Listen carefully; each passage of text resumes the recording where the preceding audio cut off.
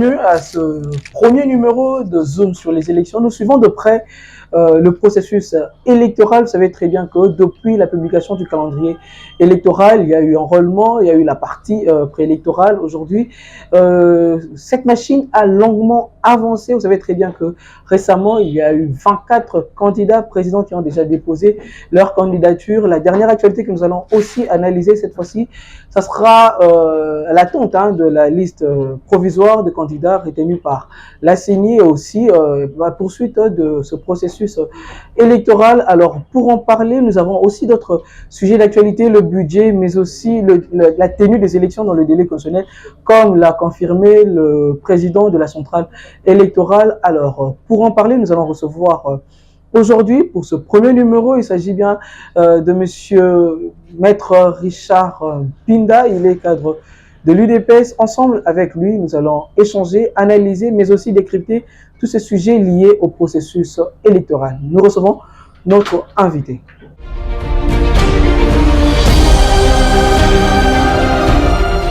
Maître Richard Pinda, bienvenue. Bonjour. À vous. Merci à vous de nous recevoir. Asseyez-vous.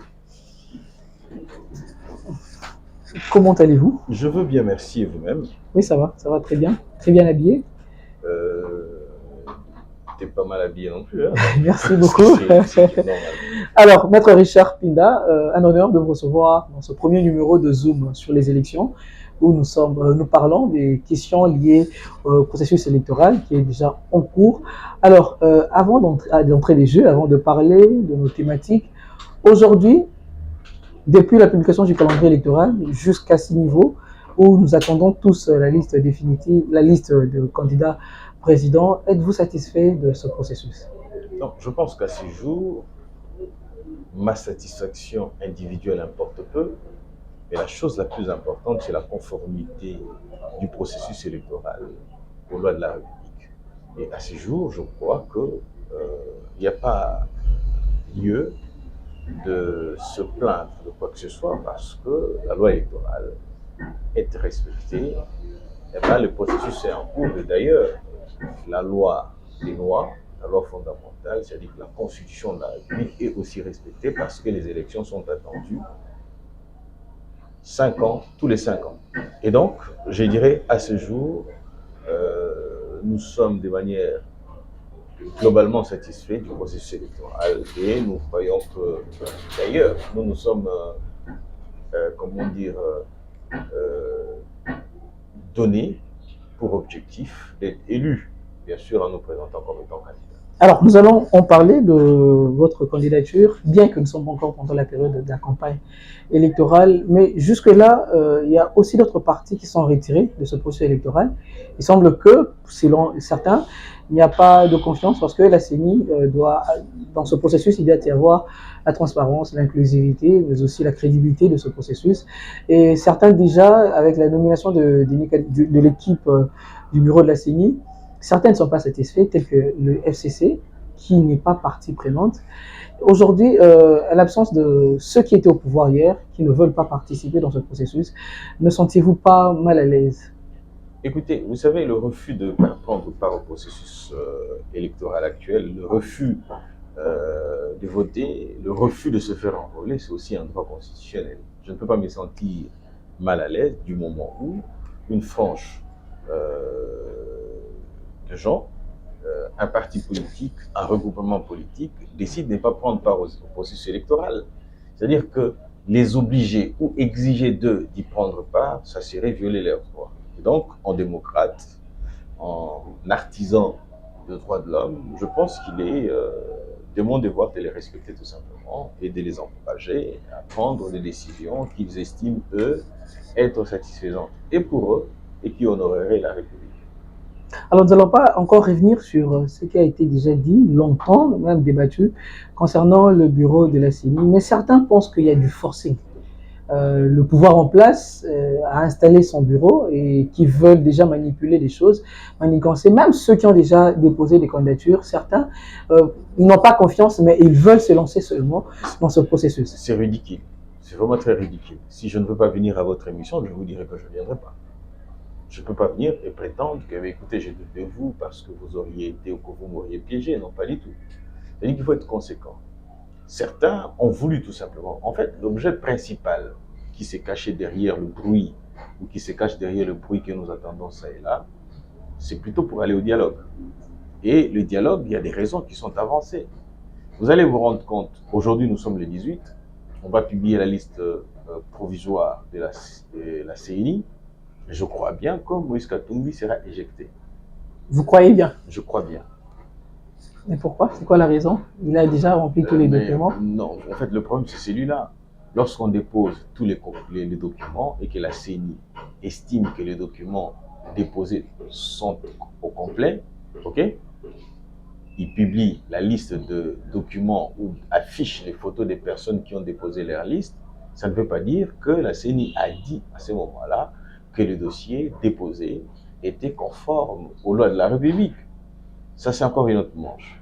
Pourquoi j'ai dit Moïse Katumbi? Tout simplement parce que Moïse Katumbi, à un moment donné, c'est-à-dire entre 2000 et 2015, il a détenu la nationalité italienne. Et la Constitution de la République dit que la nationalité congolaise est une exclusive. C'est-à-dire qu'on ne peut détenir la nationalité congolaise concurremment d'une autre nationalité. Okay.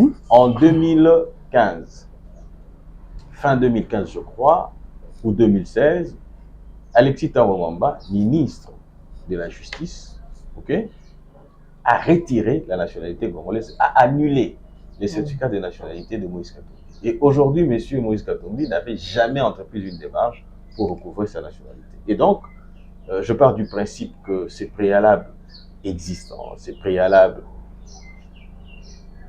le confronter à la conformité des dossiers qui ont été déposés, parce qu'un certificat de nationalité a été déposé, ok, l'original en plus. Normale, ouais.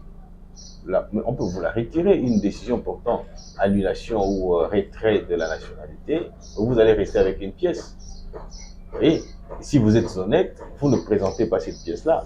Alors, Maître Richard, en parlant je voulais dire, parce que d'aucuns ne comprendraient pas pourquoi j'ai paraphrasé Moïse Katumbi. Moïse Katumbi. Tout à fait. Et donc, je pars du principe que beaucoup ont voulu du dialogue, entre autres pour Moïse Katumbi, de poser son problème pour une solution politique et non pas une solution juridique ou administrative. Vous voyez ça? De même que Martin Fayulu devait aller au dialogue pour accéder dans les institutions, se faire un peu d'argent et aller aux élections. De même que Joseph Kabila, le FCC qui se sont retirés parce qu'ils pensent qu'ils ont encore le droit de faire revenir Kabila, parce qu'ils se disent, eux, que Kabila revenant, ça leur permettrait de se faire beaucoup plus de chances parce que quelqu'un qui a été dans les institutions, avec tout ce qu'ils ont créé comme désordre, on a l'impression que Tshisekedi c'était un bataille, une marionnette et tout ce que vous voulez ainsi de suite, placebo et tout ce que vous voulez ainsi de suite, tout ça, ok? Ça leur aurait permis de pouvoir briguer un autre mandat, vous voyez? Et tout ce problème, ces préalables que je viens de poser tout à l'heure ici, ne peuvent pas trouver de solution ni administrative, ni juridique, ni légale. Voilà pourquoi ils ont préféré une solution politique et que, étant donné que, j'allais dire plutôt, hors la politique ou le système par lequel nous sommes actuellement, nous pensons que la méritocratie, c'est quelque chose qui ne se dispute pas autour d'un dialogue. Maître Richard Pinda, en parlant de la nationalité de Moïse Katumbi, le problème que vous avez évoqué ici, c'était aussi le problème en 2018, la raison pour laquelle Moïse Katumbi ne s'est pas présenté. Mais l'UDPS, l'actuel régime au pouvoir, avait condamné à l'époque, je pense avec Félix Tshisekedi qui ont condamné, pourquoi on voulait écarter Moïse Katumbi. Chasser le naturel revient au galop, pas du tout.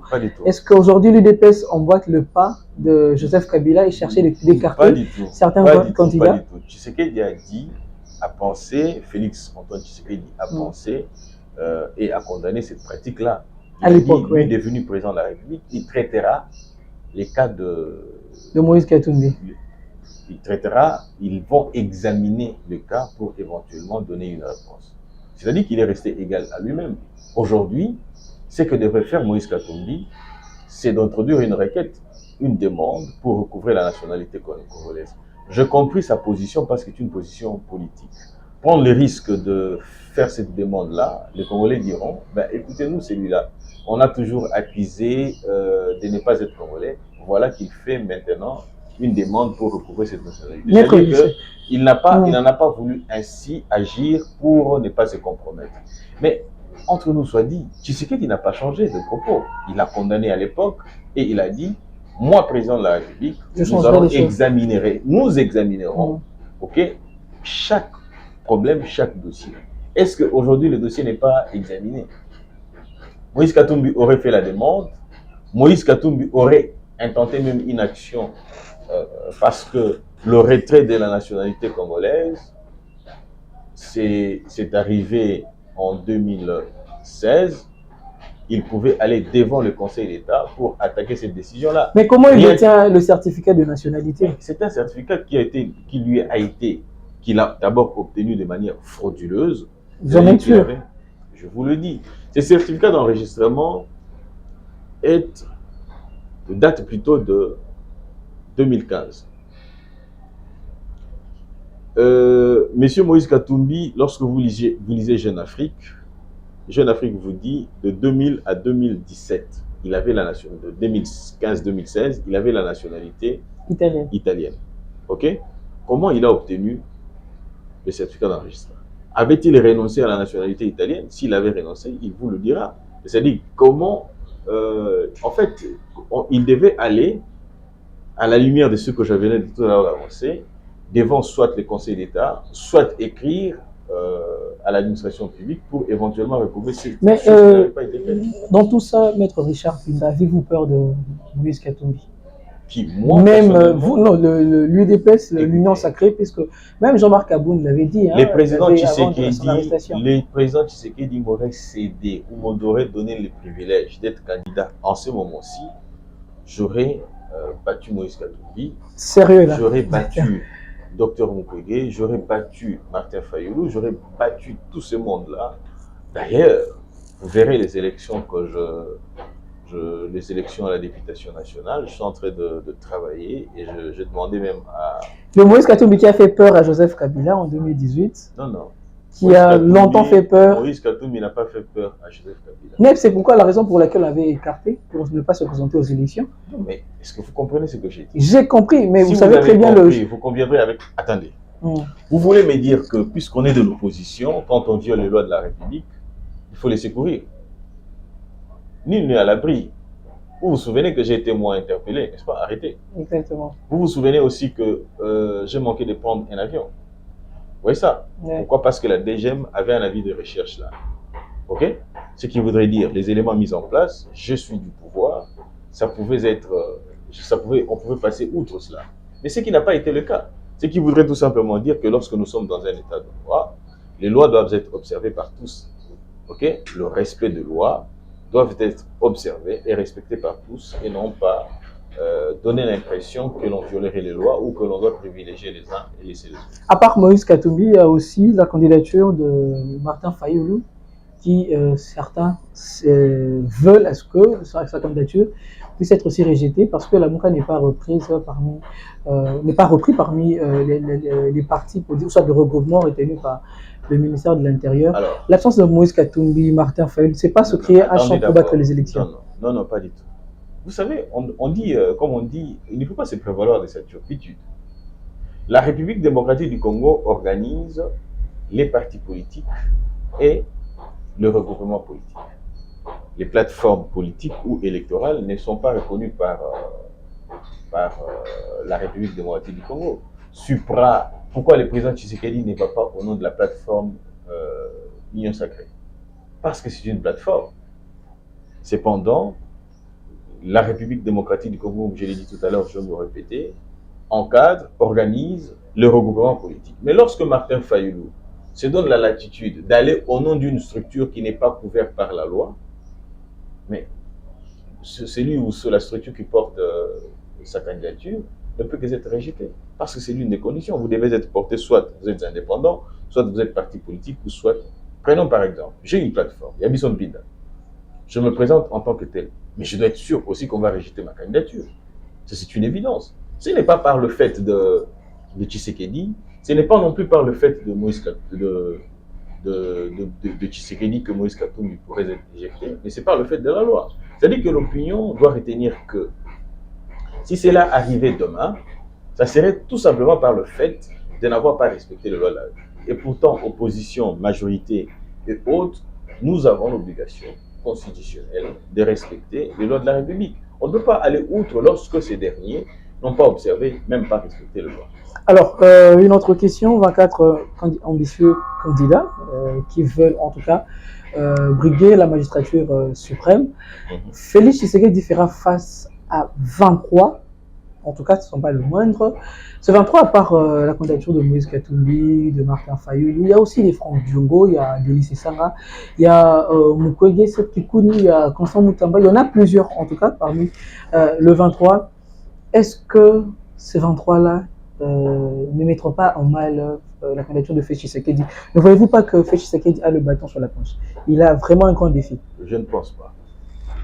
Je ne pense pas pour la première raison, c'est que je peux même traiter ou revenir sur ces cas, sur ces personnes cas par cas, pour éventuellement vous démontrer que nous n'avons pas à avoir peur de ces gens-là et nous n'avons pas peur d'eux et que Tshisekedi n'a pas non plus du pain sur la planche, comme vous le vouliez, ok? Tout simplement parce que Tshisekedi a l'avantage d'avoir une expérience qu'ils n'ont pas. Tout ça. Ah bon? Tout à fait. Tshisekedi a l'expérience que les autres n'ont pas. Que les autres n'ont pas. Qui a déjà été candidat président de la République? Martin Fayulu, candidat président de la République. Qui a déjà été président de la République? À présent, la République dans le Conseil. Parce que Joseph Kabila ne s'est pas présenté. Voilà. Ça, c'est d'abord un fait. Et deuxièmement, le président Tshisekedi a le meilleur bilan que ses prédécesseurs. Et donc, déjà, ces deux éléments démontrent à suffisance qu'il va être élu. OK? Je pars de ces principes-là et j'en renchéris encore en disant qu'aujourd'hui, lorsque vous êtes dans la rue, regardez les opposants lorsqu'ils sortent, lorsqu'ils vont faire de meetings, ils font la tournée sur la redynamisation de leur parti politique. Vous voyez ce que c'était une réussite avec Moïse Katumbi. Martin Fayulu est en train aussi de le faire au Congo central. Vous avez suivi le vide qu'il y a eu avec Martin Fayulu au Congo. À Boma, parce que la population peut-être n'était pas assez mobilisée. Mais on le dira comme ça. Vous avez vu Moïse Katumbi dans l'Équateur.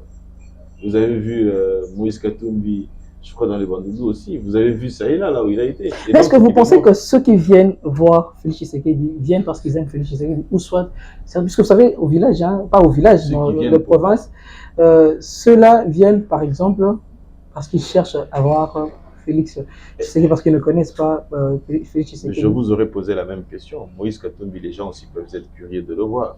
C'est dire, écoutez, on veut voir le mulâtre prétendument congolais, par exemple. Martin Fayulu, ce n'est pas non plus un moindre.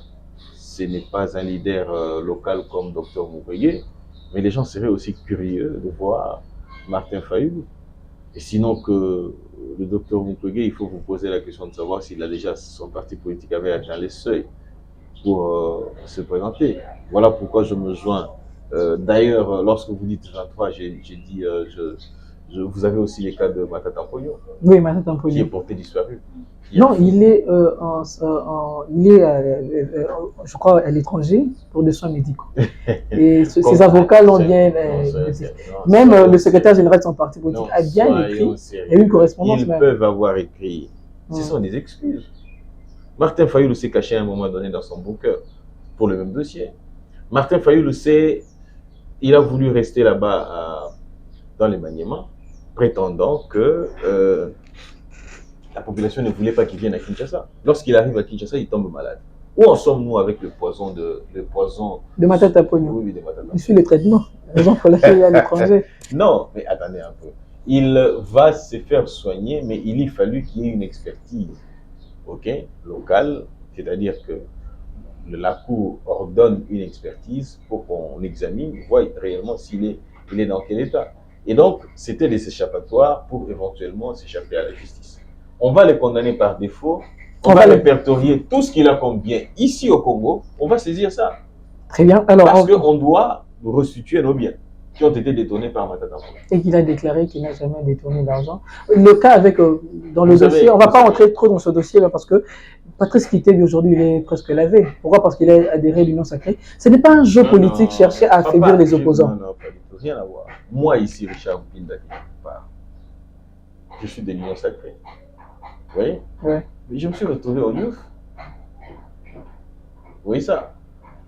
J'ai été interdit de quitter Kinshasa. Certains journalistes en ont fait beaucoup de bruit.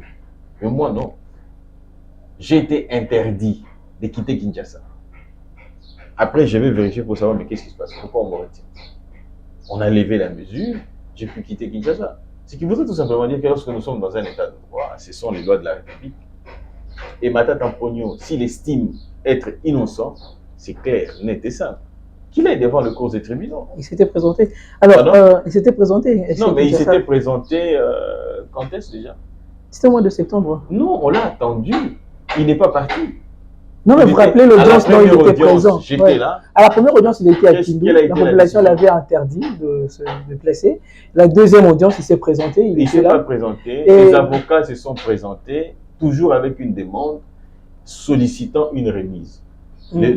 La Cour a décidé, non pas parce que c'était pas la suite de sa demande, c'est tout simplement parce que la Cour a estimé, puisque c'est à la Cour de, de solliciter une expertise médicale qui pourrait éventuellement, contre-examiner ce qui avait été dit. La Cour a dit, non, nous remercions seulement en vertu du principe de droit de la défense, nous leur accordons cette remise en vue qu'il se présente lui-même. Et à l'audience de ce jour, d'hier, je crois, ou avant-hier, je crois. C'était avant-hier. Avant-hier, M. Matata Mpogno ne s'est pas présenté pour prétexte. Bon. Aurait été, en parlant de dialogue, il y a déjà l'équipe de la SADC qui est en train de consulter les opposants. Il y a le parti de Jean-Marc Taboun qui a été consulté, Delis Sessanga, encore récemment aussi Franck et d'autres. Maître Richard Pinda, selon certains, le climat est malsain, en tout cas le climat politique, pour l'organisation de la tenue des élections. Vous avez parlé ici tantôt du dialogue.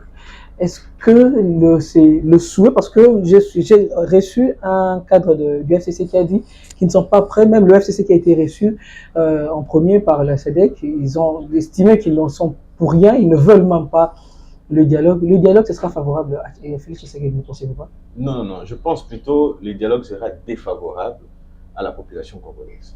Pourquoi? Parce qu'il y a des avancées qui sont significatives. Au nom du dialogue, au nom de la réconciliation, au nom des arrangements, au nom des deals, vous avez à ce jour, on avait à un moment donné une armée super infiltrée. Parce que de dialogue sortira les recommandations. Les recommandations vont décider à ce que nous puissions aller en transition. Et de la transition, il faille à ce que moi je patiente encore pour l'accéder comme député et par voie légitime. Et de ces faits, ça sera les ministres qui seront là parce que les dialogues en auraient décidé ainsi. Nous devons arrêter avec ces systèmes. Nous devons instaurer un autre système qui voudrait que tout celui qui doit accéder au pouvoir soit celui qui est le méritant. Il les mériterait comment? D'abord, il part du principe parce qu'il est l'émanation du peuple, parce que la population en a décidé ainsi, et que la représentation nationale va constituer la majorité, et la majorité va définir qui va être ministre, pas du tout. Et donc, nous aurions franchi une étape. Depuis 1960, date de notre accession, de l'accession de notre pays à l'indépendance, nous sommes allés de dialogue en dialogue. Et les dialogues nous ont apporté quoi? Le plus d'ailleurs de mémoire, c'est les dialogues de Sun City. Le dialogue de Sun City est à la base de l'infiltration que nous avons produite. De Rwandais, oui. Vous voyez ça? Et donc, si le passé ne peut pas nous servir des leçons, mais à quoi bon de continuer à être République démocratique du Congo? À un moment donné, nous pensons qu'il est strictement interdit au président Tshisekedi. Alors là, vous rejoignez le propos de Denis Kadima qui a déclaré dans l'un des médias étrangers qu'il aura la tenue des élections dans le délai constitutionnel. Je ne rejoins pas la position de Denis Kadima. Je rejoins la position constitutionnelle qui voudrait à ce que les élections soient organisées dans les délais constitutionnels, et laquelle position est portée par Denis Kadima. C'est tout à fait légitime. Nous sommes légalistes. Nous pensons qu'il faille à ce que nous puissions respecter les lois de la République, et les lois de la République veulent à ce que les élections soient organisées le 20 décembre. Mais il y a deux contraintes sécuritaires et du côté financement. Vous avez il y a aussi suivi nos compatriotes. Denis Kadimaka dit qu'il faut Ouazalendo. 1 milliard pour l'organisation. 1 milliard, plus d'1 milliard, oui, 100 000 pour l'organisation des élections. Jusque-là, il n'a pas encore en totalité. Et aussi, la situation sécuritaire dans la partie est du pays. Il y a d'ailleurs même les Ouazalendo qui veulent que la population participe aux élections. C'est pourquoi ils sont en train de repousser le 1-23 avec ce climat. Avec ces contraintes, excusez, allais-je dire, avec toutes ces contraintes, est-ce que nous allons vraiment tenir, il y aura vraiment des élections de l'Italie? En 2018, rien n'avait changé. C'était pratiquement la même chose. C'est-à-dire qu'on avait des élections, et lesquelles élections pendant que certaines zones de la République... Béni, oui. Mais ici, nous avons l'avantage de voir qu'il y a des patriotes, de Congolais, en vertu de l'article 64, et ils agissent. Vous voyez, ils agissent organisés en groupe d'autodéfense et patriotes, et ils agissent en allant dans le sens de la République pour permettre à ce que les territoires occupés soient libérés. Et donc, je pense qu'à ce niveau-là, la question sécuritaire, elle est certes vraie, mais ce n'est pas ce qui va empêcher à ce que la Constitution, les élections soient organisées. Et pourtant, le pays, la Constitution de la République dit que c'est plutôt l'état de guerre et l'état d'urgence et l'état de siège qui peuvent empêcher à ce que les élections soient organisées. Et aujourd'hui, il y a l'état de siège que le président n'a pas encore levé, mais qu'il a aujourd'hui levé certaines restrictions, allégé d'ailleurs. Le président de la République a levé, comment dire, l'état de siège. L'état de siège, mais l'exécution, il va progressivement. Pour son effectivité. Nous tendons vers la fin. Quel bilan Félix Tshisekedi va présenter devant la population? Le président Tshisekedi va présenter les bilans de la gratuité d'enseignement. Hier, si on avait parlé. Il y a un échec, selon. Vous avez dit quel bilan? Oui, la gratuité. Vous me posez une question. Je suis en train d'expliquer une première phrase. Okay. Vous me dites seulement ça. Non, laissez-moi quand même m'exprimer. Allez-y. Le président Tshisekedi va présenter la gratuité de l'enseignement. Si hier, les enfants étaient dans la rue parce qu'ils ne savaient pas aller à l'école, aujourd'hui, nous pouvons être sûrs qu'ils vont à l'école. Et aussi, les infrastructures sont construites. À Kinshasa? À Kinshasa, partout, sur toute l'étendue de la République. Et on continue. Le président Tshisekedi va, présenter son bilan pour dire que nous avons aujourd'hui les 145 territoires qui est un projet de développement à la base. Et donc, il y a des ouvrages aussi qui sont construits.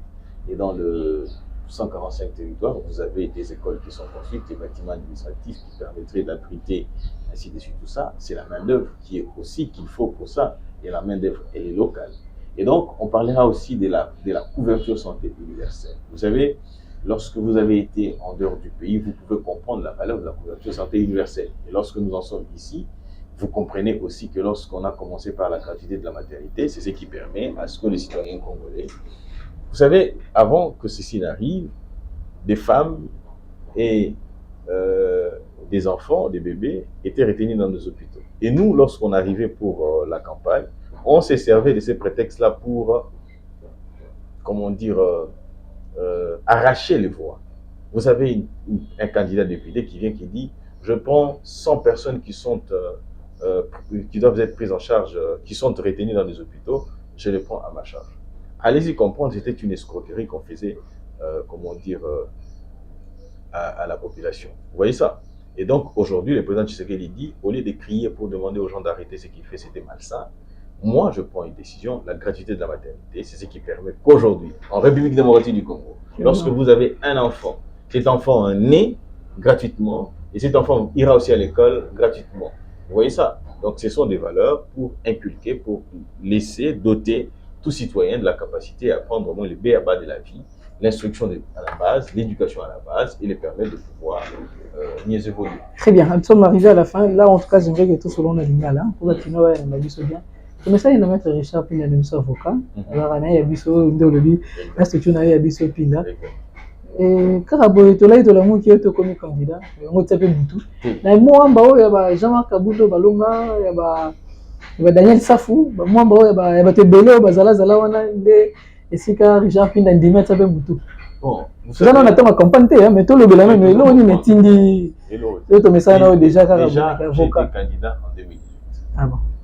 Et cette fois-ci, il retournait comme candidat. Batininga Rotinda. Population est morte. Base Pende Tindio Penda Kende. Bon, en 2018, en 2018, ils allaient à Moko. Et puis, c'est pas que j'avais échoué. J'ai fait quand même suffisamment assez de points. Okay. En fait, on nous a, parce que je tairai le nom, la structure dans laquelle j'évoluais, ils allaient qui structure Moko, ou ils allaient qui avaient un problème avec la FCC.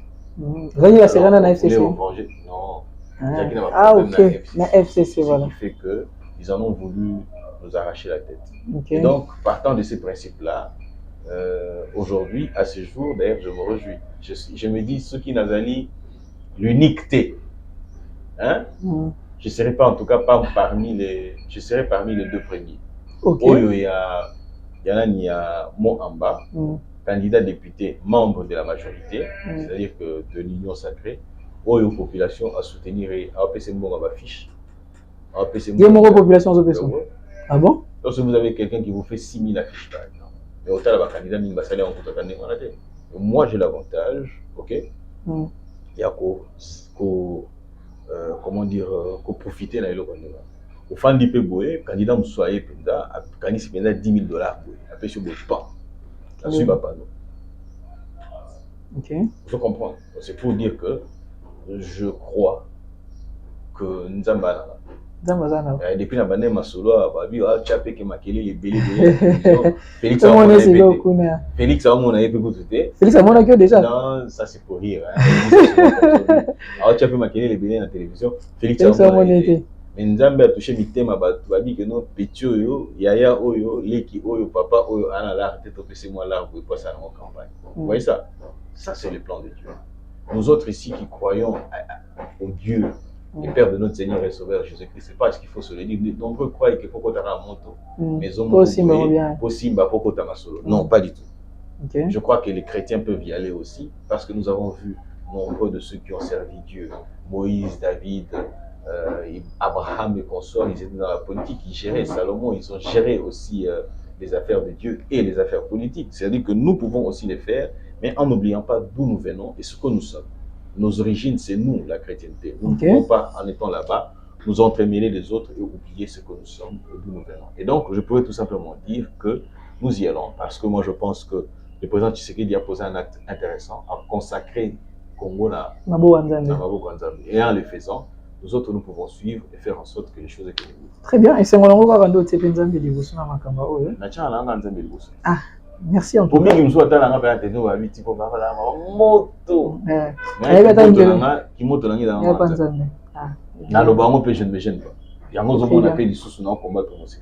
C'est bien. L'homosexualité, qui va escalader il y a le bien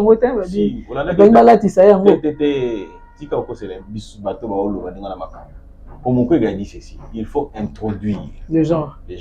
Et bien, Félix Tshisekedi n'a changé unique. Il a parlé aussi du genre. Tshisekedi, non seulement qu'il a parlé du genre, mais il a fait ça aussi. Vous savez ce que ça veut dire? Égalité homme et femme.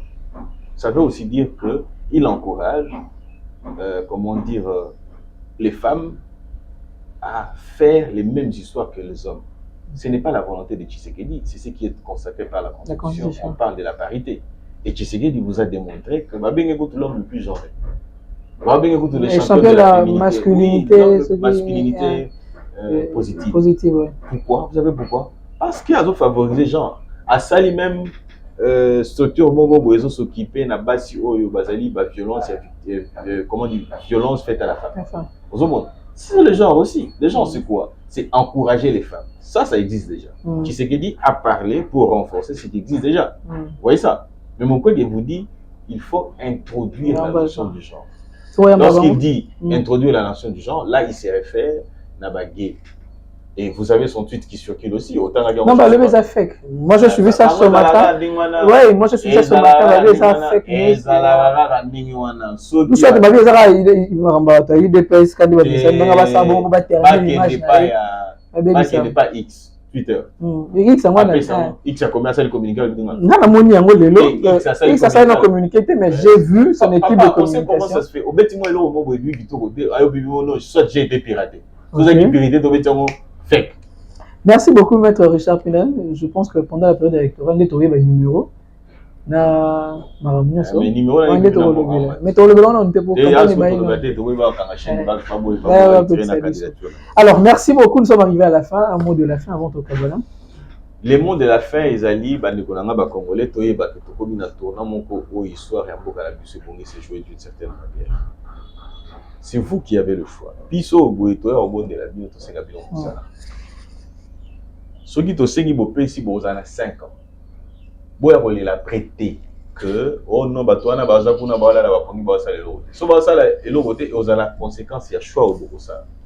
Ce qui va sala elo oza la conséquence ya choix au boko ça. C'est-à-dire que vous devez faire le choix de permettre à ce que mboka oyo ekebe biso.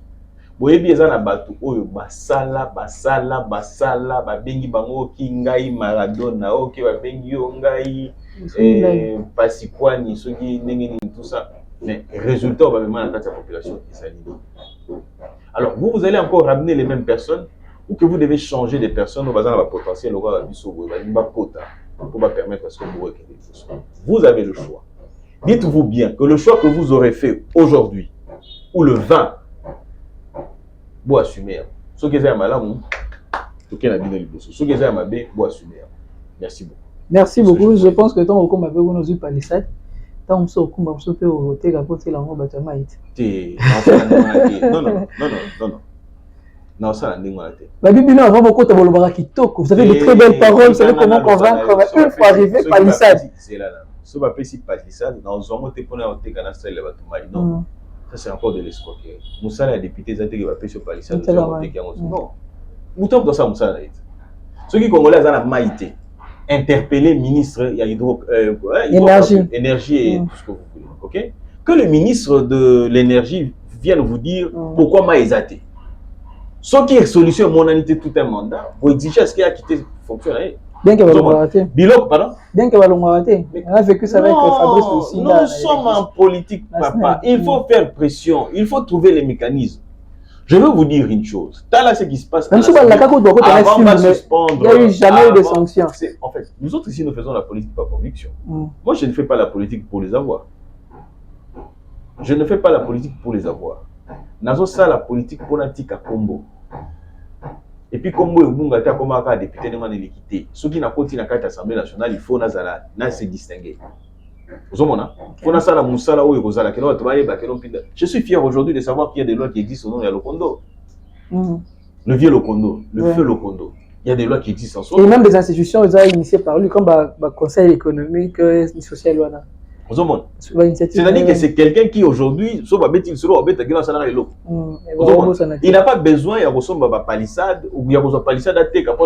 Non, il a laissé une production législative. Mais tout n'a pas eu de palissade,